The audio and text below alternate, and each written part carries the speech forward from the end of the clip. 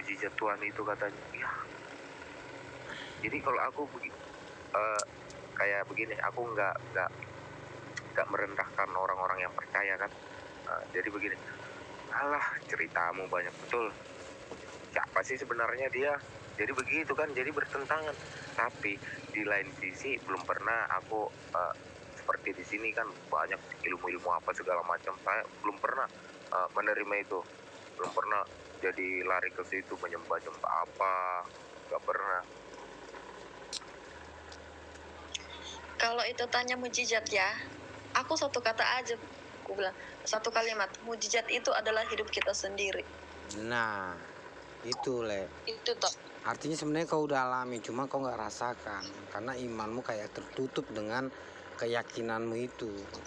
Kau bertanya-tanya Tuhan itu gimana, Tuhan itu apa. Sebenarnya udah kau rasain, cuman kau nggak menyadari. Cobalah kau datang sekali-kali ke gereja. Atau nggak apa-apa. Kita berbicara seperti. Nah, silakan. Kita berbicara seperti ini, menurut saya ini mujizat. Kenapa? Ito Prengki bilang seperti itu, mengungkapkan seperti itu, ini mujizat. Mengapa? Karena Tuhan masih menyadarkan memberikan mujizat itu bagi Ito.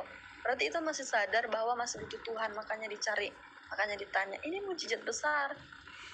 Tuhan itu tidak membiarkan kita hilang gitu loh. Mujizat yang ajaib ini bagi saya gitu. Cuman begini kata Artika, cuman dalam pendirian aku nih, dalam jujur, dalam hatiku ini, coba Tuhan itu kalau memang betul ada, memang betul-betul ada mujizatnya, coba dikasih tunjuk kepada aku sedikit aja mujizatnya itu ada, bahwa memang ada begitu. Karena dari dulu saya meminta.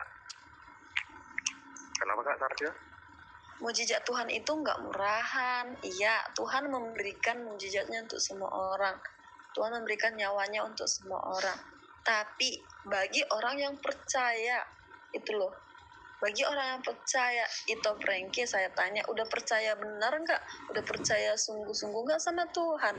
Tuhan Yesus Kristus itu.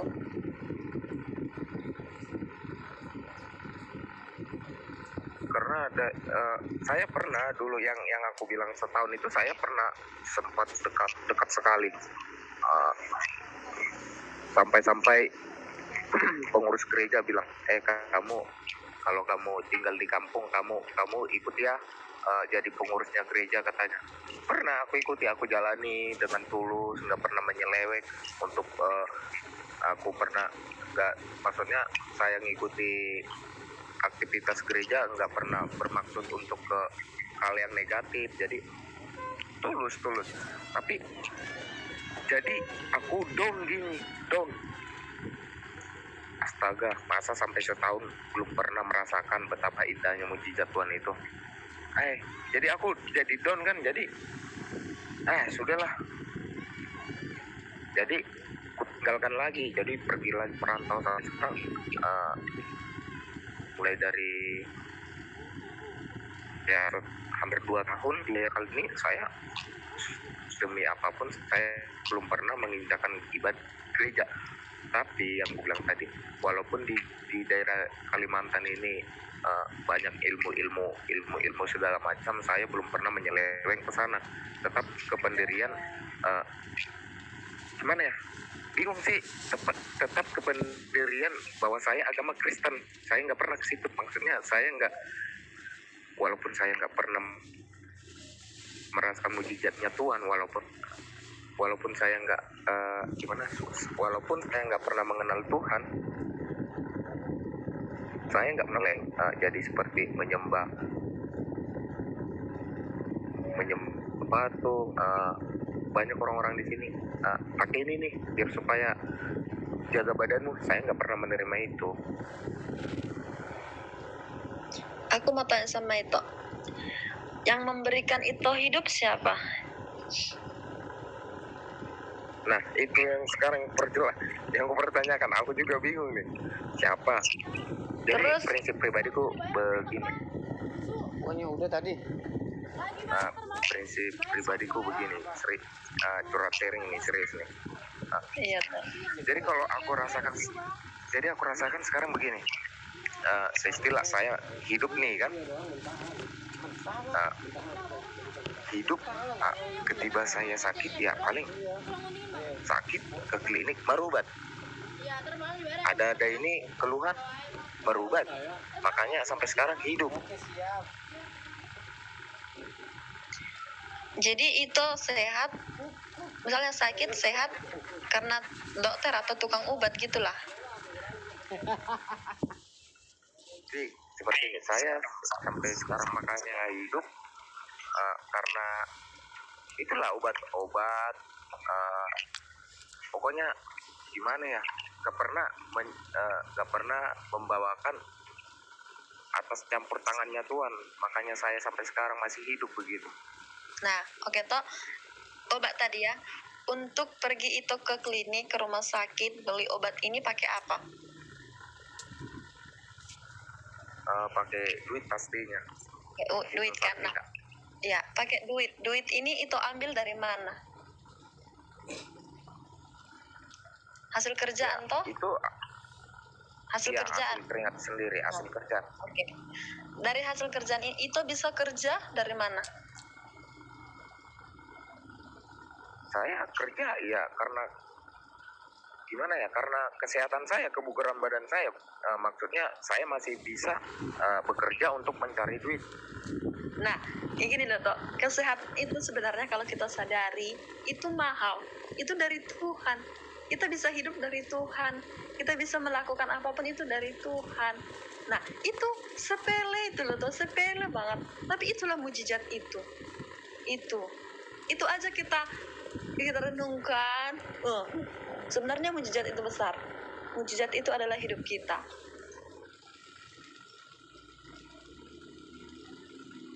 Makanya itu sebenarnya jadi bingung gitu. Banyak yang bilang kamu hidup istilahnya kamu sakit itu atas campur tangannya Tuhan katanya. Masa sih begitu? Karena Bisa itu aja. tadi saya belum pernah mengalami seperti itu, seperti mereka yang percaya kepada Tuhan. Itu mau coba nggak?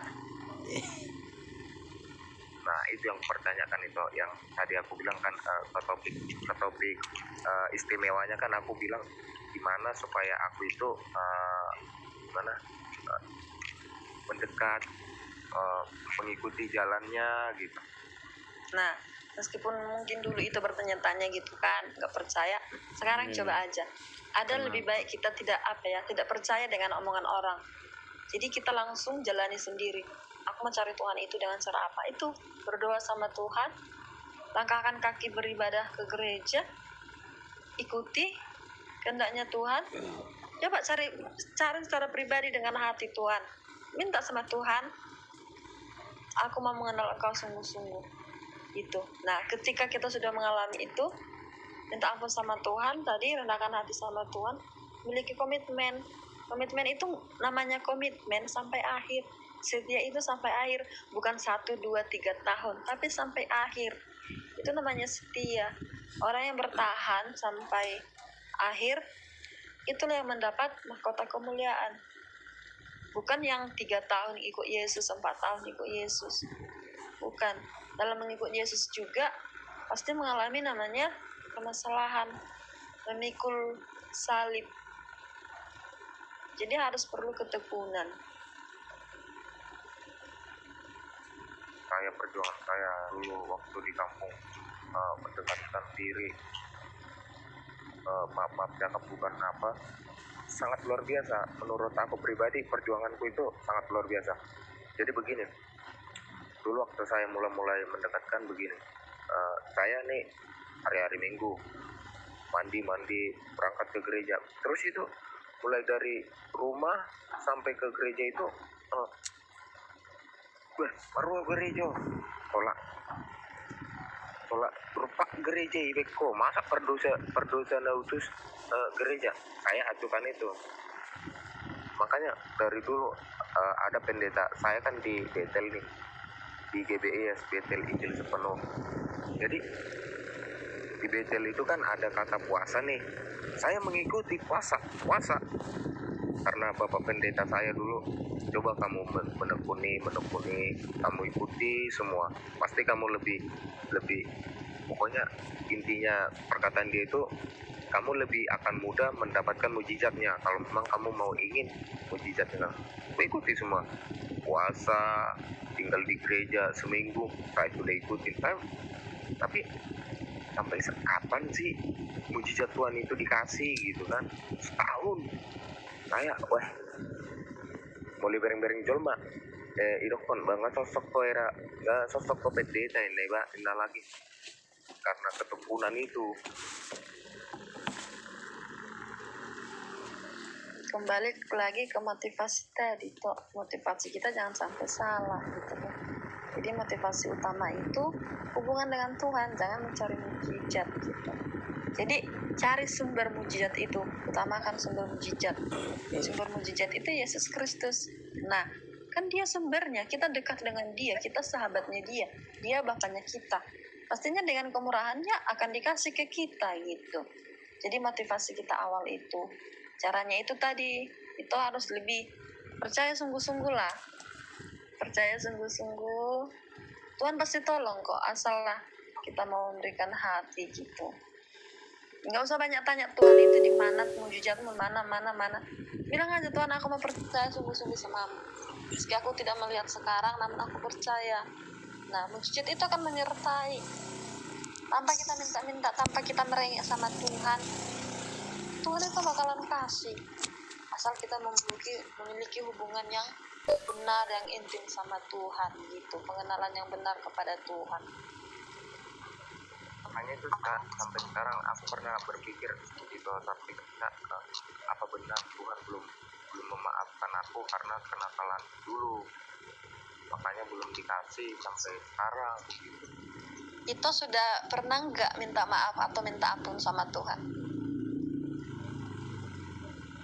Pernah Sampai nangis Terus? kali ya? Sampai nangis kayak minta maafnya le. Serius, aku tulus dulu sewaktu saya mengikuti bagian aktivitas gereja. Kami kan dibawa ke Medan, jadi pendeta yang dari Jakarta itu yang udah terkenal namanya, pendeta itu melakukan penyembuhan ke umatnya. Saya didoakan, saya ngomong, Pak Pendeta, saya minta tolong didoakan supaya saya mendekatkan ke Tuhan. Saya didoakan, tapi berapa bulan saya betul-betul ingin saya mendekatkan Tuhan. Saya didoakan dengan tulus dan saya juga berdoa dalam hati tulus begitu. Tapi beberapa bulan tetap aja begini pernguluan non.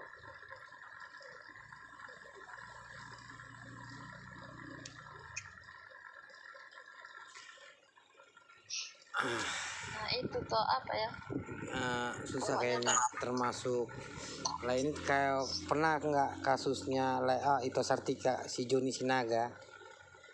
Pernah. Ini hampir sama gitu, cuman ini agak lebih lembut. Kalau si Joni agak frontal kan.